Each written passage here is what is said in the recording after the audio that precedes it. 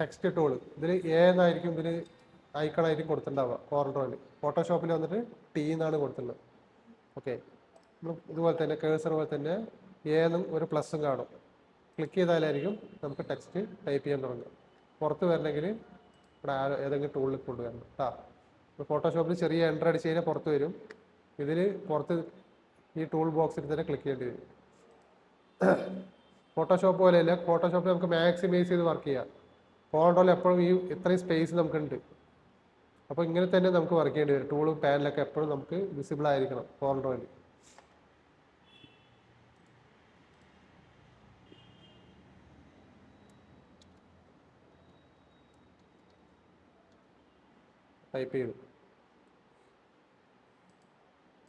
Type ചെയ്ത് കഴിഞ്ഞാൽ അതിൻ്റെ സൈസ്, ഫോണ്ട് സൈസ് കാര്യങ്ങളൊക്കെ എവിടെ കാണും? മുകളിൽ കാണും, ഈ പ്രോപ്പർട്ടി പാനലിൽ. പുറത്ത് ക്ലിക്ക് ചെയ്ത് കഴിഞ്ഞാൽ സെലക്ട് ആക്കിയിട്ടില്ല. അപ്പോൾ എന്താണ് അതിൻ്റെ ഡോക്യുമെൻ്റ് സൈസ് കാര്യങ്ങളെ കൊടുത്തിരിക്കുന്നത്. ആ ടെക്സ്റ്റിനെ ഞാൻ സെലക്ട് ചെയ്ത് കഴിഞ്ഞാൽ ടെക്സ്റ്റിൻ്റെ ഡീറ്റെയിൽസ് ആയിരിക്കും വരുന്നത്. ഞാൻ യൂസ് ചെയ്തിരിക്കുന്ന ഫോണ്ട് ഏരിയലാണ്, അതിൻ്റെ സൈസ് 24 പോയിൻ്റ് ആണ്. ഇപ്പം നമുക്കിതിൽ കാണുമ്പോൾ ചെറുതാണ്. 24 പോയിൻ്റ് പറയുന്നത് അത്യാവശ്യം വലിപ്പമുള്ളതാണ്.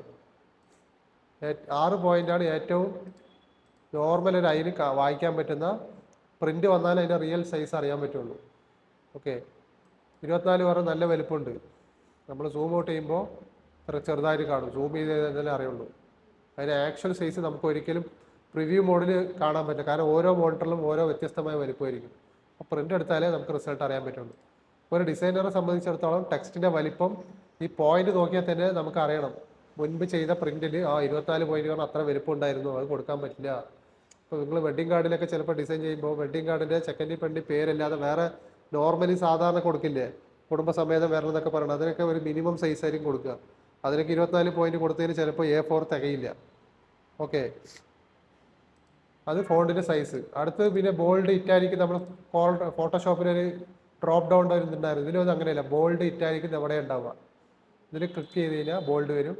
അഥവാ ബോൾഡ് ഉണ്ടെങ്കിൽ, ഏരിയൽ ബോൾഡ് ഉണ്ടെങ്കിൽ അതിൽ ബി എന്നുണ്ടാവും. ബി എന്നുള്ളത് ആക്റ്റീവായിട്ടുണ്ടാവും. ഇല്ലെങ്കിൽ എന്താവും? ഇപ്പോൾ ഞാൻ ഇമ്പാക്ട് എന്നുള്ള ഫോണ്ട് ഞാൻ ഫോട്ടോഷോപ്പിൽ കാണിച്ചതില്ലേ, അതേ ഇമ്പാക്ട് എന്നുള്ള ഫോണ്ട് എടുത്തിട്ട് ക്ലിക്ക് ചെയ്തു, കണ്ടാ അതിന് വേണ്ട ബോൾഡും കാണുന്നില്ല, ഇറ്റാലിക്കും കാണുന്നില്ല. അണ്ടർലൈൻ കോമൺ ആണ്, ക്ലിക്ക് ചെയ്ത് കഴിഞ്ഞാൽ അണ്ടർലൈൻ വരും.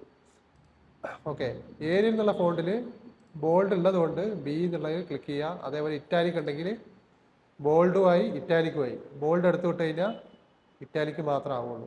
അതിൽ കൂടുതൽ കുറേ ഇതുണ്ട്, അതായത് സെമി ബോൾഡ്, തിന്ന്, അതൊക്കെ കിട്ടണമെങ്കിൽ നമ്മൾ ആ ആരോ ഇത് എന്താ പറയുക, ആ ഫോണ്ട് എടുക്കുക. ഫോണ്ട് കഴിഞ്ഞ് ചെറിയൊരു ആരോ ഇവിടെ ഉണ്ട്, കണ്ടാ റൈറ്റ് സൈഡ്. ആ ആരോ പോയി കഴിഞ്ഞാൽ നമുക്ക് അതിൻ്റെ ഫാമിലി കാണാൻ പറ്റും. കണ്ടാ Arial bold, bold italic, black, Arial narrow. Narrow ഒന്നും നമുക്ക് ഇവിടെ നിന്ന് എടുക്കാൻ പറ്റില്ല, അത് ഇങ്ങനെ തന്നെ പോയി എടുക്കേണ്ടി വരും. ഓക്കെ, അതേപോലെ ഫോണ്ട് ചേഞ്ചസ് ചെയ്യണമെങ്കിൽ നമുക്ക് ഇവിടെ പോയിട്ട് ഇങ്ങനെ സ്ക്രോൾ ചെയ്താൽ മതി.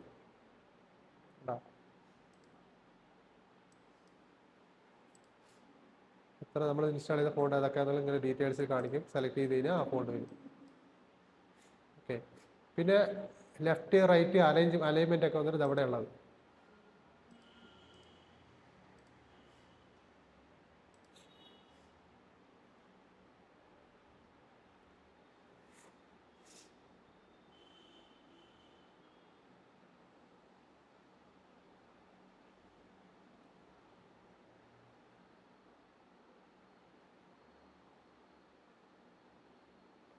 ഇല്ല, പുതിയ വേർഷനിൽ ഓട്ടോമാറ്റിക്കലി ഡമ്മി ഫോണ്ട് ക്രിയേറ്റ് ആവും.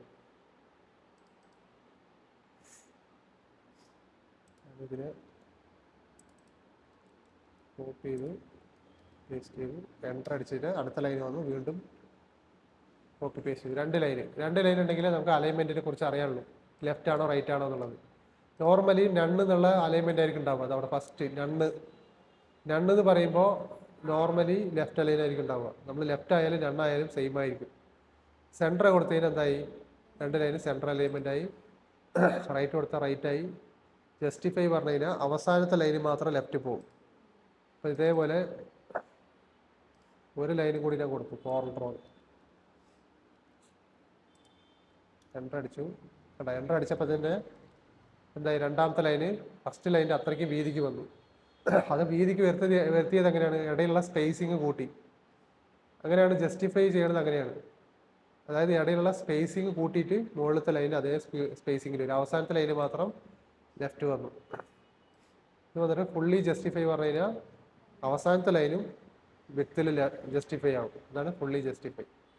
ഓക്കെ.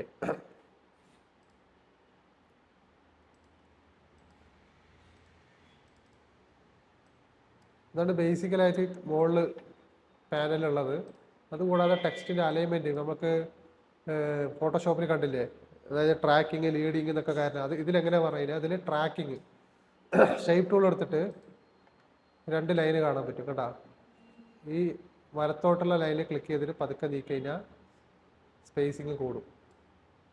അതേ ക്ലിക്ക് ചെയ്ത് താഴങ്ങൾ കൊണ്ടുവന്നു കഴിഞ്ഞാൽ സ്പേസിങ് കമ്മിയാവും. ഓക്കെ. അതേപോലെ ട്രാക്കിങ് പറയുമ്പോൾ 2 ലൈനിൽ നട്ട് കാണിച്ചു തരാം. സോറി, ഇതാണ് ട്രാക്കിങ്. ലീഡിങ് അതേ ഷേപ്പ് ടൂൾ എടുത്തിട്ട് താഴെയുള്ള ഇത് ഇവിടെ ഉള്ളതാണ് ഹൊറിസോണ്ടലി അഡ്ജസ്റ്റ് ചെയ്യണത്. ഇത് വന്നിട്ട് വെർട്ടിക്കലി 2 ലൈനുകൾ തമ്മിലുള്ള അകലം കണ്ടാ. ഓക്കെ. ഇനി ഇതിൽ വേറൊരു അഡീഷണൽ സംഭവം എന്താ പറഞ്ഞാൽ, ഷേപ്പ് ടൂൾ വെറുതെ പിടിച്ചിങ്ങനെ നീക്കുമ്പോൾ മൊത്തം ലെറ്റർ സ്പേസിങ് കൂടുകയാണ്. ഷിഫ്റ്റ് പ്രസ് ചെയ്തിട്ട് നീക്കുമ്പോൾ വേർഡുകൾ തമ്മിലുള്ള സ്പേസിങ് ആയിരിക്കും ഇല്ല കേട്ടോ. അപ്പോൾ കോളറോ വേർഡിലുള്ള സ്പേസ് മാത്രമേ കൂടുന്നുള്ളൂ. വെറുതെ മറ്റേ നീക്കിക്കഴിഞ്ഞാൽ മൊത്തം ടോട്ടൽ സ്പേസും കൂടും. പിന്നെ വേറെ ടെക്സ്റ്റിൽ പറയാനുള്ളത്, നമ്മളൊരു ഡിസൈൻ ചെയ്തിട്ട് പ്രിൻ്റ് എടുക്കാൻ വേണ്ടി വേറൊരു പ്രിൻറ്റിങ് സ്ഥാപനത്തിലേക്ക് മെയിൽ അയച്ചു കൊടുക്കുകയാണ്. ഇപ്പോൾ നിങ്ങൾ ഉപയോഗിച്ച ഫോണ്ടുകളൊക്കെ, ഈ ടെക്സ്റ്റ് ഫോണ്ടുകളൊക്കെ അവരുടെ സിസ്റ്റത്തിൽ ഉണ്ടാവണമെന്ന് ഉറപ്പ് പറയാൻ പറ്റില്ല. ബേസിക് ഫോണ്ടൊക്കെ ഒക്കെ ഉണ്ടാവും ഈ ഏരിയയിൽ, എന്താ പറയുക, കാലിബ്രി. അതല്ലാതെ വ്യത്യസ്തമായ ഒരു ഫോണ്ടാണ്. ഇപ്പോൾ പുതിയൊരു കമ്പനിക്ക് അവരുടേതായ ഒരു വെറൈറ്റി ഫോണ്ട് ഉണ്ടാവും. ആ ഫോണ്ട് നിങ്ങളുടെ സിസ്റ്റത്തിൽ ഉണ്ടാവും. അത് നിങ്ങൾ ഇതുപോലെയൊക്കെ എഡിറ്റ് ചെയ്ത് കഴിഞ്ഞ ശേഷം അവർക്ക് അയച്ചു കൊടുക്കുകയാണ്. അപ്പോൾ ഇതിൽ മാത്രം പ്രത്യേകമുള്ളൊരു ഫോണ്ട് കാണിച്ചു തരാം.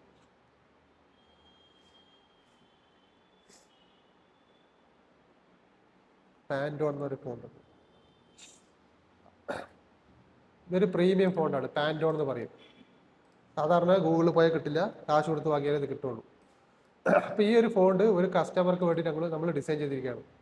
ഇത് എന്താ, ഈ ഫോണ്ടിൽ ഒരു പ്രത്യേകത ഉണ്ട്. നമ്മൾ എന്തെങ്കിലും ഒരു ഡിസൈൻ ചെയ്യുമ്പോൾ, ഒരു കമ്പനിക്ക് വേണ്ടി ചെയ്യുമ്പോൾ, ഇപ്പോൾ ആ കമ്പനിക്ക് ഒരു ഫോണ്ട് ലെറ്റർ സ്റ്റൈൽ ഉണ്ടാവും. ഇപ്പോൾ വി ഗാർഡ് ആയിക്കോട്ടെ, എയർടെൽ ആയിക്കോട്ടെ, ആപ്പിൾ ആയിക്കോട്ടെ, അതേപോലെ വാട്സാപ്പ് ആയിക്കോട്ടെ. വാട്സാപ്പ് എന്നുള്ള ലെറ്ററിൽ തന്നെ ഒരു ലെറ്റർ സ്റ്റൈൽ ഉണ്ട്. ഓക്കെ.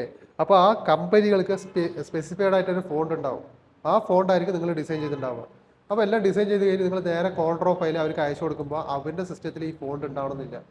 അപ്പോൾ എന്താവും, ഫോണ്ട് മിസ്സിംഗ് എന്ന് കാണിക്കും. ഫോണ്ട് മിസ്സിംഗ് ആണ് കാണിക്കുക. അപ്പോൾ അങ്ങനെ കാണിക്കാതിരിക്കണം. പക്ഷേ നിങ്ങൾക്ക് ഫോണ്ട് കൊടുക്കാനും പാടില്ല. ഫോണ്ട് കൊടുത്താൽ നമ്മൾ കാശ് കൊടുത്ത് വാങ്ങിച്ച ഫോണ്ടാണ്, നമ്മൾ ഫ്രീ ആയിട്ട് അവർക്ക് കൊടുക്കാനും പാടില്ല. അപ്പോൾ ഫോണ്ട് ലെറ്റർ സ്റ്റൈൽ കീപ്പ് ചെയ്യണം, പക്ഷെ ഫോണ്ട് കൊടുക്കാൻ പാടില്ല. അങ്ങനത്തെ സിറ്റുവേഷനിൽ നമുക്ക് ചെയ്യാൻ പറ്റിയ അതാണ്, റൈറ്റ് ക്ലിക്ക് ചെയ്തിട്ട് ഇതിനെ റൈറ്റ് ക്ലിക്ക് ചെയ്യുക, കൺവേർട്ട് ടു കർവ്സ്. നമ്മൾ ഷേപ്പിനൊക്കെ കർവാക്കി അതേപോലെ തന്നെ അതിൻ്റെ ഷോർട്ട് കട്ട് കൺട്രോൾ ക്യൂ അടിച്ചു കഴിഞ്ഞാൽ എന്തായി, അത് കർവായി പറഞ്ഞു കഴിഞ്ഞാൽ ആ ഫോണ്ടിൻ്റെ സ്വഭാവം പോയി. ഇപ്പം എന്തായി, ഷേപ്പായി മാറി. നമ്മൾ സാധാരണ ബോക്സ് പോലെ ആയി. ഇപ്പം സെലക്ട് ചെയ്ത് കഴിഞ്ഞാൽ മുകളിൽ ഫോണ്ടിൻ്റെ ഡീറ്റെയിൽസ് ഒന്നും വരില്ല. സാധാരണ നമ്മൾ ബോക്സ് വരച്ച് എന്താണാവോ അതേപോലെ ഷേപ്പായിട്ട് മാറും. ഇനി നമ്മൾ അയച്ചു കൊടുത്തു കഴിഞ്ഞാൽ അവർക്ക് എന്താണ്, ഷേപ്പാണ് അവർക്ക് കിട്ടിയത്. ഇത് വെച്ചിട്ട് അവർക്ക് ഒരിക്കലും വേറെ ടൈപ്പ് ഫോണ്ട് ഉണ്ടാക്കാൻ പറ്റില്ല. ഇത് വെച്ചിട്ട് ഒരാളുടെ പേരുണ്ടാക്കണം പറയുന്നത് മെനക്കെട്ടാ ചെയ്യാൻ പറ്റും. ഓരോന്നോരോന്നായിട്ട് വർക്ക് ചെയ്ത് എത്ര തവണ അവർ ചെയ്യും. അപ്പോൾ എന്ത് ചെയ്യുക, ഇതേപോലെ ഷേപ്പാക്കി കൊടുത്തു കഴിഞ്ഞാൽ ഫോണ്ട് മിസ്സിങ്ങും വരില്ല. നമുക്ക് നമ്മുടെ ഫോണ്ട് വേറെ ആൾക്ക് കൊടുക്കേണ്ട ആവശ്യമില്ല. ഇങ്ങനെ കർവ് ചെയ്തിട്ട് വേണം കൊടുക്കാൻ. അതുപോലെ വേറൊരു കാര്യം ഇതിൽ ഇത്തിരി ആഡ് ഓൺ ആയിട്ട് പറഞ്ഞുതരാം. കോറൽ ഡ്രോയിൽ നമ്മൾ മെയിൽ അയച്ചു കൊടുക്കുമ്പോൾ സേവ് ചെയ്യുമ്പോൾ ഫയൽ സേവ് കൊടുക്കണം. സേവ് ഞാൻ ഡെസ്ക്ടോപ്പ് ഡെസ്റ്റിനേഷൻ കൊടുത്തു. ഇതിൽ കോറൽ ഡ്രോ ഫയൽ ഇവിടെ കാണും. ഇപ്പോൾ അൺടൈറ്റിൽ വേണമെന്ന ഡിഫാൾട്ടായിട്ട് ഉണ്ടാവുക. ഞാൻ വെറുതെ ഒരു പേര് ടെക്സ്റ്റ് ചെയ്ത് ടൈപ്പ് കൊടുത്തു. ഓക്കെ. ഇവിടെ താഴെ വേർഷൻ എന്ന് കാണും. അപ്പോൾ എന്താ എഴുതിയിരിക്കുന്നത് വേർഷൻ ഇതിൽ 16. ഞാൻ പറഞ്ഞത് X6 പറഞ്ഞാൽ 16ാമത്തെ വേർഷനാണെന്ന് പറഞ്ഞായിരുന്നു. അപ്പോൾ ഓരോ കാലഘട്ടത്തും പുതിയ വേർഷൻ ആയിരിക്കും ഉണ്ടാവുക. ഈ 16ാമത്തെ വേർഷനിലാണ് ഞാൻ ഇപ്പോൾ ഡിസൈൻ ചെയ്യുന്നത്. പ്രിൻ്ററിലുള്ളത് 13ാമത്തെ വേർഷനാണ്. ഇതിൽ താഴെയുള്ള വേർഷനാണ്. അപ്പോൾ ഞാൻ 16ാമത്തെ വേർഷനാക്കി അവർക്ക് അയച്ചു കൊടുത്താൽ അവിടെ ഓപ്പൺ ആവില്ല. അവർ ചോദിക്കും ഇത് ഹയർ വേർഷനാണ്, ഓപ്പൺ ആവില്ല. അത് കോൺട്രോൾ അങ്ങനെ ഒരു പ്രശ്നമുണ്ട്. അപ്പോൾ നമ്മൾ എന്ത് ചെയ്യണം, അവർക്ക് അയച്ചു കൊടുക്കുമ്പോൾ കേട്ടാ ക്ലിക്ക് ചെയ്ത് കഴിഞ്ഞാൽ താഴെയുള്ള വേർഷൻ കാണിക്കുന്നുണ്ട് കേട്ടാ 7 മുതലുള്ളത് കാണിക്കുന്നുണ്ട്. 7ലും കുറവുള്ള വേർഷൻ ഏത് ഷോപ്പിൽ ഉണ്ടാവില്ല. എന്തായാലും മിനിമം 13 ഉണ്ടാവും, 13 12 ഉണ്ടാവും. അത്രയും ഏറ്റവും ലോവസ്റ്റ് റേഞ്ചിൽ 11 ഉണ്ടാവും. അതിലും കുറവ് ഞാൻ അതുവരെ എൻ്റെ ഇതിൽ കണ്ടിട്ടില്ല. അതായത് 11 വേർഷനെങ്കിലും മിനിമം എന്തെങ്കിലും ഒരു സ്ഥാപനത്തിൽ ഉണ്ടാവും. അപ്പം നമ്മൾ സാധാരണ ഞങ്ങളൊക്കെ ചെയ്യുന്നത് എന്ന് പറഞ്ഞാൽ 13ാമത്തെ വേർഷനിലാക്കിയിട്ട് അയച്ചു കൊടുക്കും. അപ്പോൾ വേർഷൻ അതായത് ഡൗൺ വേർഷൻ ആക്കുക എന്ന് പറയും. കോൾ ഡ്രോയിൽ പ്രിന്റ് വിടുമ്പോൾ നമ്മൾ വർക്ക് സേവ് ചെയ്യുമ്പോൾ ചെയ്യേണ്ട ആവശ്യമില്ല. ഇതേപോലെ കർവ് ചെയ്ത ശേഷം പ്രിന്റ് വിടുമ്പോൾ നമ്മൾ ഫോട്ടോഷോപ്പിൽ JPG ആക്കില്ലേ, ഇതേപോലെ ഇതിനും JPG ആക്കാൻ പറ്റും. പക്ഷെ നമ്മൾ ഒരു കോൾ ഡ്രോ ഫയലായിരിക്കും കൂടുതൽ പ്രിന്റ് കൊടുക്കുക. അപ്പോൾ ഒരു ലെറ്റർ കട്ട് ചെയ്യണം പറഞ്ഞു കഴിഞ്ഞാൽ JPG അയച്ചു കൊടുത്തിട്ട് കാര്യമില്ല, കോൾ ഡ്രോ ഫയൽ തന്നെ കൊടുക്കണം, എന്നാലേ അവർക്ക് കട്ട് ചെയ്യാൻ പറ്റുള്ളൂ. അപ്പോൾ എന്ത് ചെയ്യണം, ഇങ്ങനെ ലോവസ്റ്റ് വേർഷൻ ആക്കിയിട്ട് സേവ് ചെയ്തിട്ട് വേണം അയച്ചു കൊടുക്കാൻ. ഓക്കെ, അപ്പോൾ ഞാൻ ഇതിൻ്റെ കർവിൻ്റെ കൂടെ വരുമ്പോൾ അതും കൂടെ ആഡ് ഓൺ ചെയ്ത് പറഞ്ഞു എന്ന് മാത്രം, അല്ലെങ്കിൽ മിസ്സായി പോകും.